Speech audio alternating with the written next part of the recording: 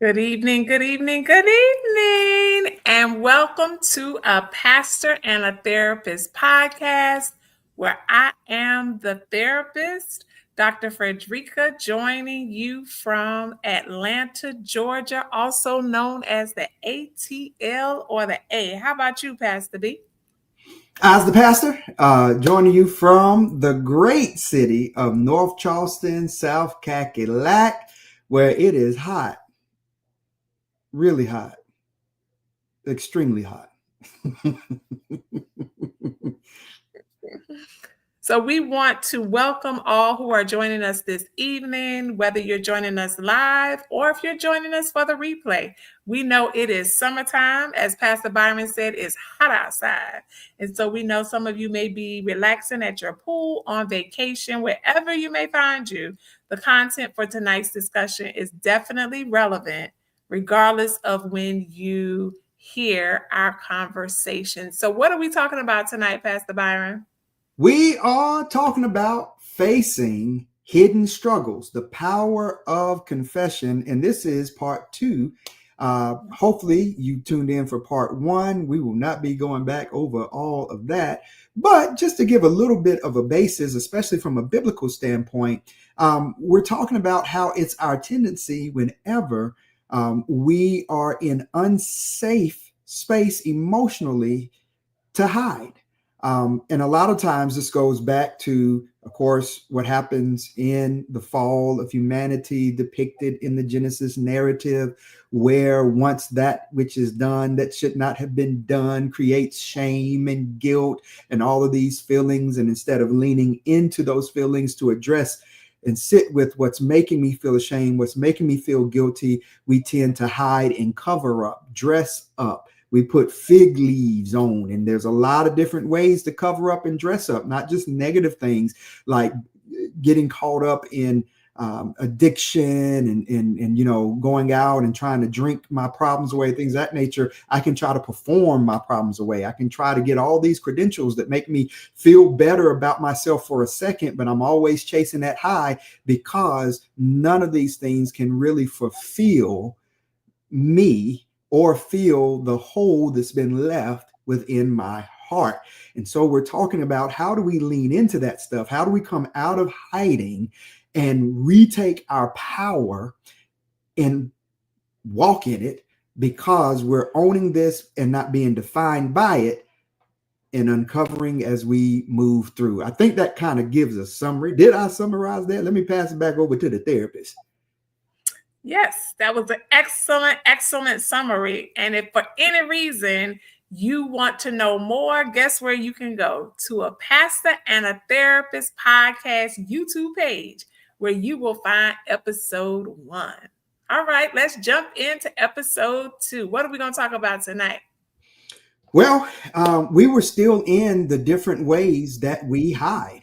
I think last time we talked about isolation and denial. I think we talked a little bit about blame. And I think this is particularly relevant because we saw all kinds of things play out in this whole Diddy trial. Trigger warning, especially for anybody who's been following this trial and realizing how much of a mess of a life and organization Bad Boy Records was. And just, you're talking about traumatizing after traumatizing event as things were depicted on this stage, right? But also what we see is there seems to be a lot of hiding, right? That has gone on, and masking and harmful behavior, right? And one of the things that we see that shows up is one of the ways we hide is in the blame game, right? Where we shift blame and put all of our focus on this thing that happened is not my fault. This thing that I did is not my fault, right? It's that serpent. That serpent gave it to me. And the man's like, it ain't me, it's the woman. she gave it. Take her back, right? Where we were participants in this thing. Nobody necessarily forced us, held us by gunpoint, anything like that. It could have been bad influences and a number of things. Maybe we don't even understand within our own selves why we did what we did, but we definitely were present and participated on our own accord. And so blaming is one of the ways that we hide. We're not dealing with or owning up to our part of the whole situation. What say ye, good therapist? Yeah, I would actually say, in terms of the blame game, it's often much easier for us not to look internally, because often when we have been offended in some way, it naturally, out of our hurt, we want to look for someone else. Whose fault is it? It's not me. Our inclination just automatically is to think that it was somebody else. But what we're talking about here is this whole hidden struggle and why we hide. Oftentimes, we blame others when we contributed to the harmful act, but we're hiding from accepting our own blame and responsibility for it. But let me also say that there are times when what has happened to us is not a result of our actions. And as a result of that, it is right to place the blame or responsibility, I will say, on the person who committed the offense. And we often see, particularly in the mental health space, and I'm sure you may see this in the church as well, where you have people at both ends of the spectrum. One end, you have persons who really need to accept responsibility for their actions, but they choose not to. On the other end, you have persons who were taken advantage of, but they blame themselves, right? And so they blame themselves for someone else's action, and they're not in a place where they are willing to place the responsibility on the other person for a number of reasons. Maybe it is that their parent or their guardian has projected that blame onto them because they know as the adult that they were wrong, whatever the case may be, in a relationship, because it can become manipulative. So there's so much to discuss and to unpack when we shift responsibility away from ourselves. I do think in this context, though, Pastor Byron, we're talking about why we hide. And in the context of our discussion tonight, when we think about blame as a one of those self-protecting mechanisms, if you will, it is because we don't want to look at ourselves in the mirror and say, I offended, I harmed someone else, or in some instances, myself. I tell you where else it shows up, where we can mesh this together, both. And I've seen this in church, see this in community, right? Somebody hurt me, and I'm justifying me hurting somebody else because of this other person, what they did to me, right? So this other person, this person's innocent, right? This is not the person who hurt me, who did me wrong, but they're getting ready to face the wrath because of what somebody else did to me, right? Or I had a bad experience at this church, or I had a bad experience with this leader, or I had a bad experience in this relationship. And so now the next boyfriend or the next girlfriend or the next spouse or the next church or the next pastor, right? They're being punished. Right. Because of what happened over here, as if they're the ones that did it. So they're not even given a chance, right? Or any behavior is interpreted through the lens of what happened to me over here, to the point where sometimes I will recreate the reality myself, right? So I'll give you a good example, right? I've been hurt over here. So now I've got major walls up that cause me to withdraw and to not participate. But I really want people to engage with me. But it's very hard for those people to believe I want them to engage with me when I just keep withdrawing from them, right? So there's like this expectation that they don't even know about, right? What they're perceiving is, well, they don't really want to be with me, they're distant. And so they don't know that, actually what happened is they're very afraid of being hurt again. And they've brought that with them. And so they're actually pushing me away for fear of being wounded. Like, they don't know that. They just think, they won't anything do me. And especially if I've got my own wounds, where if you push away from me, all right, I'm not going there because I don't want to get hurt, right? So I just wanted to highlight that sometimes it is, I've brought this with me, this past experience with me, and I'm taking it out with present people who weren't even a part of my past. What you think Mm. about that, good doctor? Am I in the Yeah, house on that thing at all?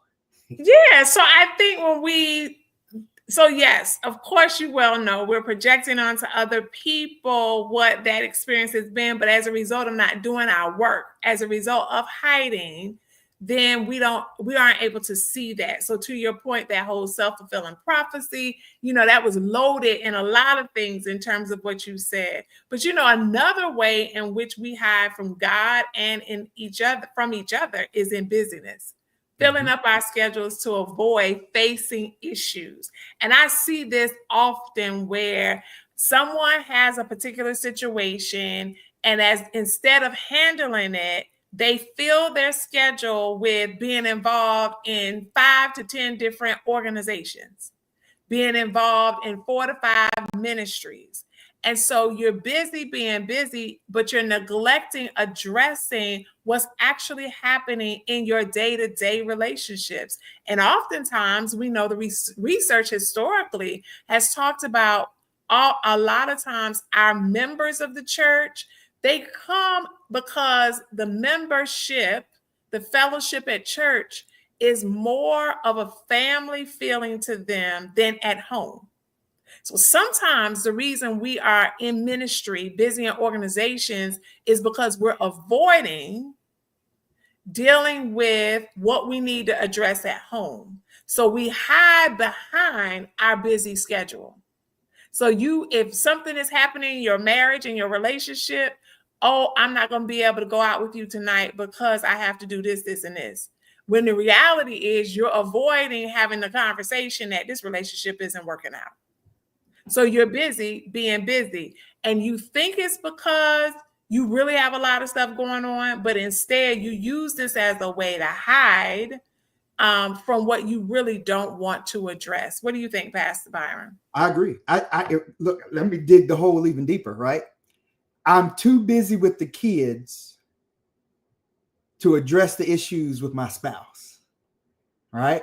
Right? Because we got soccer, we got karate, we got Boy Scouts and Girl Scouts, we got this parent teacher, this and this, right?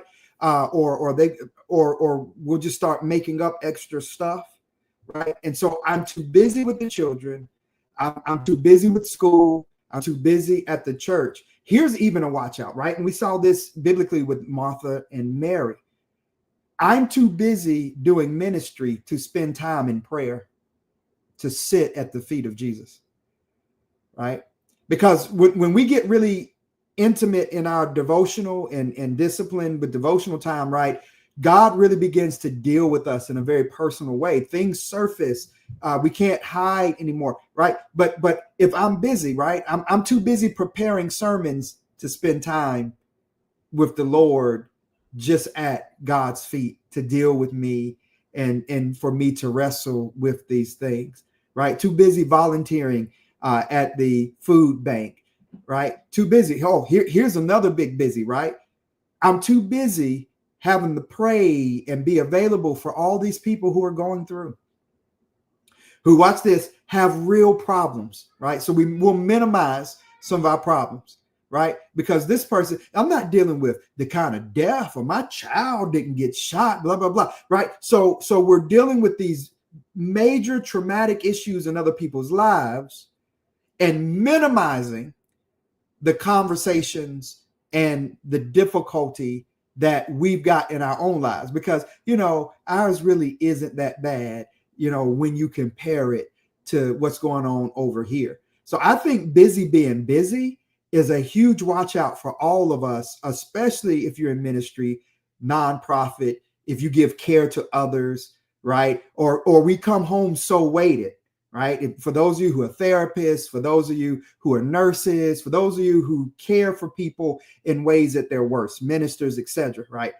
Well, now I'm just so exhausted from carrying all this weight all day and helping other people, working in the ER of life, whether it's spiritual or physical, to there's not enough available of me when I get home to deal with my own self-care or the care of my loved ones in my household. I'm just busy being busy. That's what I would think about it. What do you Yeah. think, Fredrica? No, I agree. I mean, all of what you said is very plain. So for those of you who may just be joining us or watching the replay, we're talking tonight on part 2 of the hidden struggle. So why do we hide? And what we're walking through is some of the reasons that we hide from ourselves, from each other, and from God. And so Pastor Byron was just breaking down busyness, but another one is perfectionism. Woo! And feeling with this one hiding behind a facade of air quotes having it all together. And it's interesting though when we talk about this hiding, because one of the things that has happened, we're utilizing social media now. Some of you are watching us via Facebook, others may be watching us via YouTube. But as a result of these platforms, it's a positive thing that we can share information. But the other thing that social media, Instagram, a lot of the platforms, not the platforms themselves, but the systems, right? The algorithms, everything else is geared towards showing perfectionism. And so oftentimes we're on our devices, we're watching what's happening. And as a result of that, we're looking and we're seeing people are being put together very well. That's what we see. And as a result of that, if we're not careful, it will then prompt us to then show our very best in a way to show that we have it all together because we're comparing ourselves against someone else. So again, oftentimes people can, whether you're on social media or not, you may be someone at your job, in your family, that you have allowed yourself to build this image of yourself that you are perfect. And it's a facade, of course, but this is, in fact, what you are actually doing. So, yes, that does occur. So today, I deliberately did not put a filter up. And here's why. No, the last several podcasts, I've had a filter so that my background was different than what my actual background is. And the reason why I have had the filter up in the past is because my office needs to be organized and cleaned up. I knew we were going to address this today. And so it is what it is. Right? It is what it is. You can see the desk is not clear at all. There's stuff on the floor over here because this is my reality. But I haven't wanted you to see this, right? So I have covered it up by giving you a virtual reality to present an image of perfection that is hiding the reality behind me. And I think to emphasize on what Dr. Fredrica was saying, we live life now through filters. There are so many filters now, completely distorting and creating a different version of what is real. So much so that if you look at many of our Instagram accounts or TikTok or whatever, there for a number of people would be more filtered presence than unfiltered presence. So what does that say about us? What does it say when when I see myself, it's never a true depiction of who I am. It is a filtered depiction of who I am. Now, this is not me saying, hey, all right, don't use filters and all filters are bad. No, that's not what I'm saying. What I am saying is we have to be willing to spend time with our truth and to wrestle with our truth. And sometimes we hide behind the facade of perfectionism. I'm doing this to escape, and I'm going to put this image out there because I want you to believe that's real. And then I want you to give me affirmation as if that's real. When in actuality, I need to clean up my office. In actuality, I'm very ashamed of the way my office looks, and I don't want you to see it. In actuality, there is a reality behind this facade that you do not see. And here's where this gets even trickier, right? Because I really believe that we want to be seen. I want you to see me and love me because that's what God does. God sees me where I am with my filthy office all, and then meets me there and loves me there. So if you are falling in love with my filter, then I know in my heart of hearts, you really ain't loving me. You're loving this facsimile, this creation, this lie of me, which then causes me to feel even worse, because do you know how much energy it takes for me to live this lie that I believe you love? That is not who I am. And if you really knew me, oh, if they really saw how my office looked, they'd never tune in to a pastor and a therapist again, right? These are the things that play out in our minds, when really, if we can just be courageous enough to own where we are, especially with God in particular, we'd find out that there is love available to us, and that we can let go and no longer have to live life as if it is a filter. I said a whole lot. Let me stop there, Dr. Fredrica. I got a little happy in myself with my dirty office. Well, it sounds like you got free. It sounds like you are free from the filter, and you are free to say, I'm human, right? And that it's okay if my office doesn't look the way in which I want it to look. But instead of me trying to show myself as this perfect person with a perfect office, I'm going to show that this is human and it's okay. So we had a comment from Reverend Randy Ware. The duality of blaming refers to the complex dynamic where blame can be both inwardly and outwardly directed. Deep. I agree with you.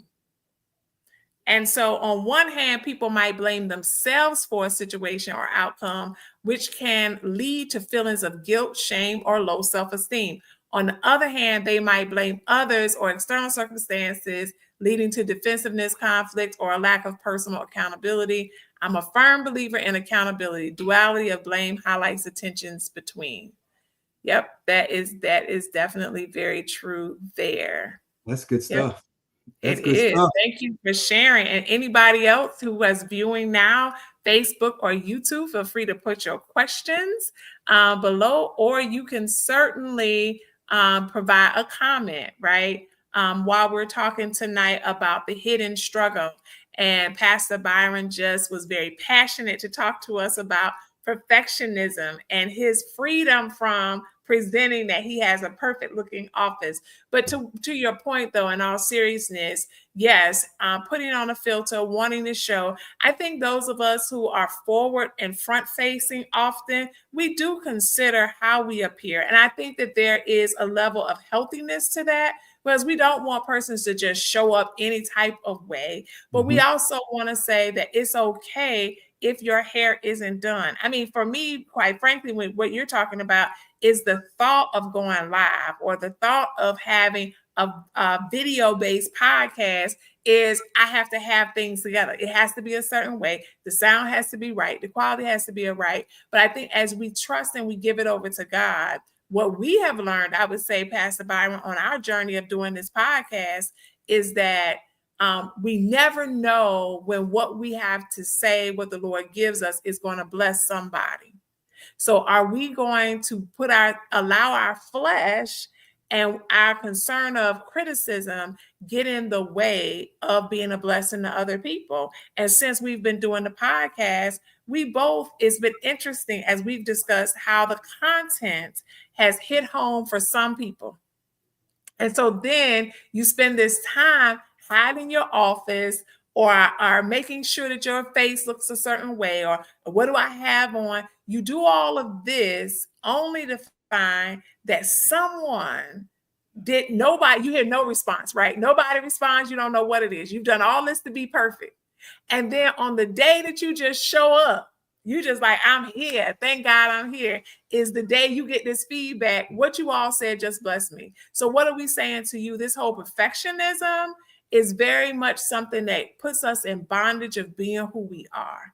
And that our goal and desire is to be the best, live the best life that we can, be the best representative for Christ and for ourselves and our family and friends. And then to acknowledge that we're going to fall short, even when we try our best. But if we are honest with ourselves, then all is well. So another way in which we hide is this whole emotional wall, withdrawing emotionally due to past hurts. And I think you talked about this earlier, kind of, Pastor Byron, that how we allow our past to influence our future in relationships. And this isn't something that we necessarily are conscious about, right? We don't always realize that that's what we're doing. But what our goal is tonight in the first episode is to help us be aware of ways in which we will hide so that we'll come out of hiding and we won't be in bondage. Because really, that's what the enemy wants us to do anyway, right? Not acknowledge our perfection, but also not acknowledge our imperfection. And so perfectionism and perfection is something different, in that I believe that God has made us, as the word said, in his perfect image. And in that regard, who we are in him is just that. Our greatest challenge, though, is knowing it and walking in it. Perfectionism comes when we use our flesh and other people as a meter to see. We compare ourselves against ourselves and against other people. That's fleshiness when we talk about perfectionism.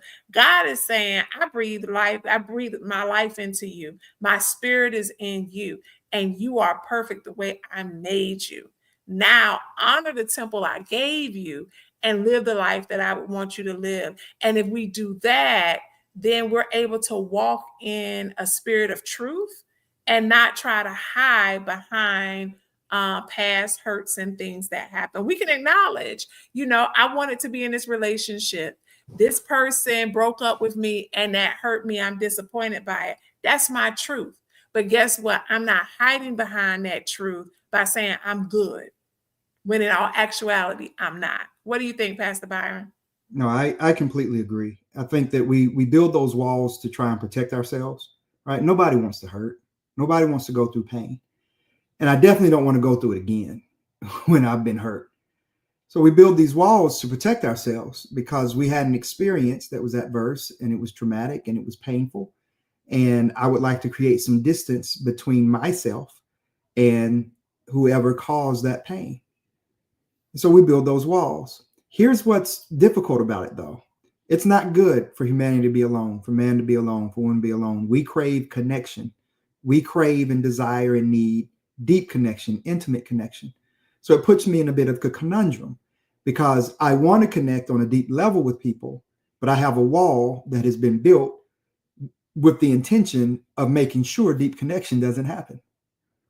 I don't know necessarily I built that wall because I did it as a defense to protect myself. But here's when and how you know that the wall is there. A wound contextually must heal in a similar context that it was created. So what do you mean, Pastor? What I mean is you can be in a relationship. I talked with a sister not too long ago, a member of our church, a young adult who called, and she was really stressed out because she realized that she was in a relationship and the relationship ended. And she said, and I was at fault, Pastor. Stuff came out of me, anger and different things that I thought I was over what had happened in my last relationship years ago. I'd gotten with the Lord, I'd healed, and now I'm realizing that there were things in me that I thought were gone and dealt with. And now I don't know what to do. I'm like, she was really hurt. And I said, well, this makes sense. And she said, how does this make sense? Like, break it down to me, Pastor. I said, well, here's the thing. That was a relational wound. The wound happened with a prior relationship. And you did amazing work and it was beautiful. And you give yourself credit for that. But here's the problem.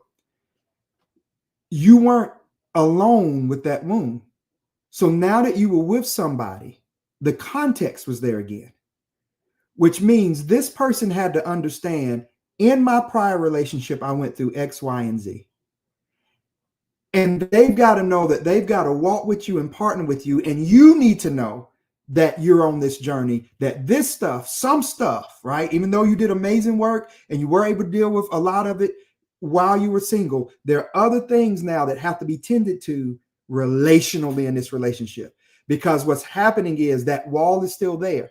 And now this new relationship is threatening the demolition of that wall.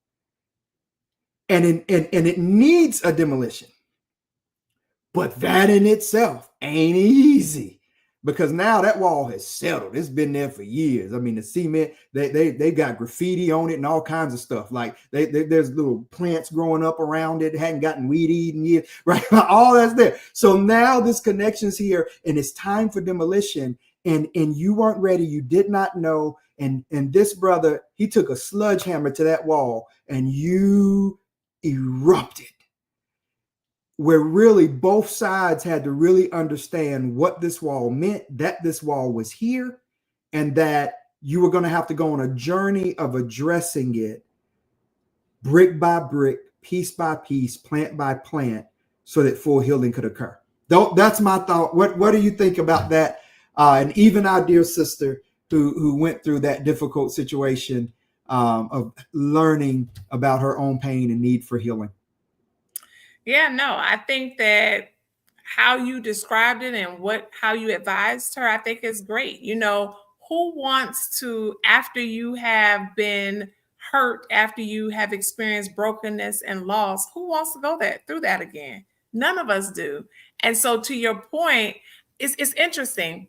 After we have been hurt in some way, and I'm going to say hurt, loss of relationship due to divorce, loss of relationship due to the loss of a loved one, whatever that may be, any loss, once we experienced it, you can't unexperience it, right? You've experienced it. It has impacted you in a way. And so now you don't want to experience it again. So then at some point in your journey, you go through step one of the healing process. And then once you go into the healing process, you've decided, I want to try dating again. And that could be, again, whether divorce, separation, whether or not you're grieving the loss of a loved one. You decide to move forward. And in the context of moving forward, you realize, oh, I healed from that. Because in your mind, you're only thinking about one part of the hurt. But it's relationship. So the first relationship may trigger something that you thought you healed from, that you're like, oh no, I still need to do some work. So it's layers to why we do what we do in terms of protecting ourselves, and why we may build these emotional walls. But also, as it's already been said, ideally the goal is to know that there's work to do, right? We are forever students of life, of love, of pain and joy. And so what I'd like for us to do is talk about why it's harmful. You know, we've given you some reasons why we hide from God and each other, but why is it harmful for us to do so? And there's two things that we'll talk about tonight before we end. One of those being the impact on relationships, that we malfunction in our relationships when we hide, leading us to disconnect from emotional strain. So in other words, if you had a previous hurt, sometimes in relationship, what happens, and I see this often in couples therapy, to the point that you made earlier, you have two individuals who come to a relationship. They have not done their work to heal, right? Or they did the surface layer, but they didn't do the deep dive. So then they engage in a relationship. Both of them are coming from a place of hurt. And then as a result of that, when they hide and they don't address their hurt, acknowledge their hurt, it impacts the relationship that they're in, because, so really even what you were just talking about a moment ago, where they need to go in order for this relationship to grow, the hurt that they're experiencing will not allow them to go there, but they don't see it, right? They think they're doing something when in actuality, you don't realize that this hurt is impacting future relationships, which is why it's a good idea to heal, why it's a good idea to be prayerful and ask God to show you yourself. Because to what Pastor Byron said earlier, when we spend our time in praying and fasting and being in the Word, the Holy Spirit will show up and show us ourselves in ways we did not even see. So we're submitting ourselves over so we can be healed, and then to seek a therapist, seek support from a therapist so that they can also point out the blind spots. What are your thoughts, Pastor Byron? Yeah, I agree. I mean, it goes back to how God addressed Adam. God asked the question, "Where are you?" Which means Adam had to be very conscious of his location and to then communicate that, confess that this is where I am. And then there's another posing question, right? I mean, this is actually almost a therapy session between God and Adam when you really think about it, because God is asking these questions and Adam's having to respond, and it's unpacking where he is. Where are you? Did you partake in what you were told not to? Like all it. So the whole question is, why are you there? Right? Because I heard you coming, saw I was naked, I was afraid, so I hid. Right? So why are you engaging in the behavior? Why are you hiding? Right? Where are you? Right? Which defines your location. How are you hiding? Where are you? And then why are you there? Which was getting in tune with, this is what I'm feeling. And I had these feelings of shame, X, Y, and Z. And that led me to hide in the bushes. Right. So this goes back to what Fredrica was saying. All these relationships have been impacted. The relationship with Adam's family is impacted, his spouse, his relationship with God is impacted. In order to begin addressing this, right, there has to be confession of where you are, why you're there, and then, right, whatever the things were that led to you getting there, that happens next, right? But before we can deal with any of that, we have to first address with, where are you? Where am I right now? And what am I feeling? What are my feelings right now in this moment? Because hiding keeps us from experiencing God's healing and restoration. Why is that? Because unless we're honest about where we are, right, then we don't avail ourselves to God. We've got to be honest about where we are. We've got to be honest about our situation. And then there's power. So I was afraid because I was naked, so I hid. I was afraid because of what they said about me, and so I stopped going. I was afraid because of the mistake I made, and so I don't come back to church, or I no longer respond in the group chat. Right? It's whatever it is. It's being honest about it, in particular with God, because that confession is what actually helps us to avail ourselves to healing. Confession is not just about admitting wrongdoings, but acknowledging where we are spiritually, emotionally, and physically. Let me say that again. It's not just about admitting wrongdoings, right? Oh, I was wrong. I did this. I should not have cussed her out, like whatever, right? But it's about acknowledging, but this is where I am spiritually, right? This is what's going on with me emotionally. I'm afraid. I'm terrified. I'm angry, right? We're going through a time where literally we have a government who they're making moves to literally cut need and insurance from those who are the most vulnerable in order to give people tax cuts or to sustain tax cuts. I mean, the checks and balances complete out of whack here, right? There are a lot of decisions being made that are going to be very painful for people. So we're going to have feelings and different things. That's a part of it. But God can meet us in that place, and we've got to be honest about it. Reverend Randy Atkins Jr. says, courage to be vulnerable is important to the healing journey in the midst of potential pain. Support from a therapist, professional, or support network is important to help reveal blind spots. That is powerful. I actually just said that to some of my leaders on my document, like on last night. I talked about how, hey, we all have blind spots. all of us. Like it's a part of the human condition. You have blind spots, I have blind spots, and the problem with blind spots is you can't see. Like you don't know because you don't have the ability to see that part of you. By the way, even in thinking about the armor of God, you know how we talk about the breastplate of righteousness, the helmet of salvation, like all of that, right? But if you notice, even if you're armed with the whole armor of God, there's nothing on your back.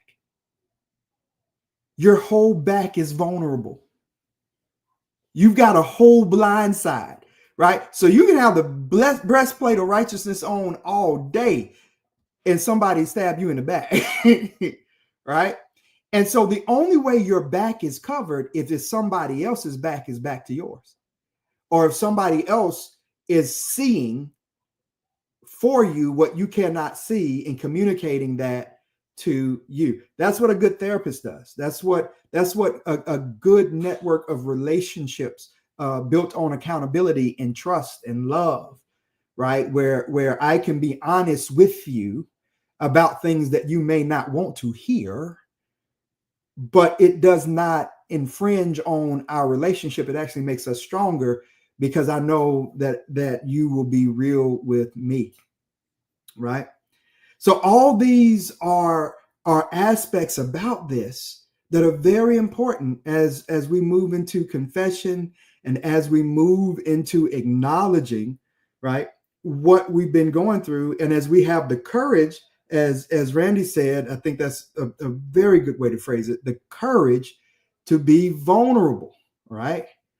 Because without vulnerability, it's very difficult to find healing. All right. So I know I just said a lot there. I'm glad to see our good doctor has come back on the scene here. What are your thoughts about all that?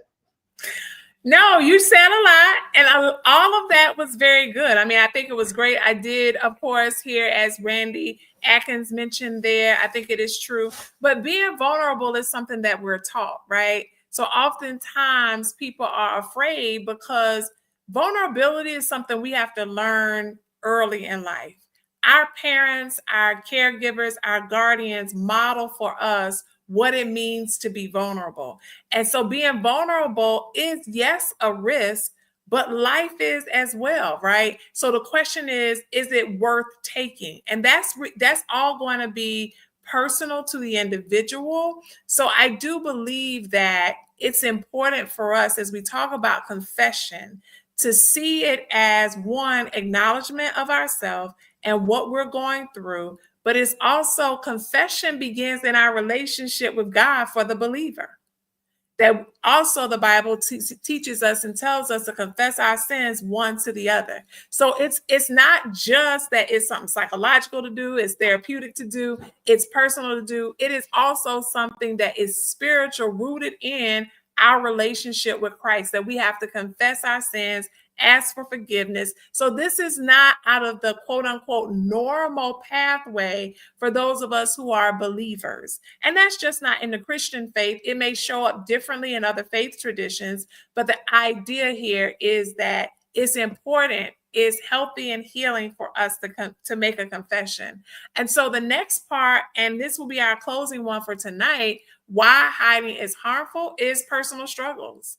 Like, hiding keeps us from experiencing God's healing and restoration. And so what I do want to say to those who are watching tonight on Facebook, or if you are on YouTube, that oftentimes we hide because we feel that no one cares about our personal struggles. And when we hide, it prevents us from being able to move forward and live a free life. And one of the things that I find is when you are on social media, when we're on social media, there are some people who use their social media platform to express their hurt because they're crying out for help. And I just want to encourage you that in order to receive the help that you really need, that's going to be long lasting, that social media is not the place to have a regular occurrence of all the things that you're struggling with in life. It really isn't, because it's social media. That's what it is. People aren't necessarily going to be able to show up for you in the way in which you may need. And I find that persons who are constantly posting things looking for help, we have to ask ourselves, is this truly a personal struggle that we're presenting? Or is it a struggle that we need attention? And is that the struggle? So it's not that, the things that I'm posting necessarily, but it is more that my struggle is I don't feel seen.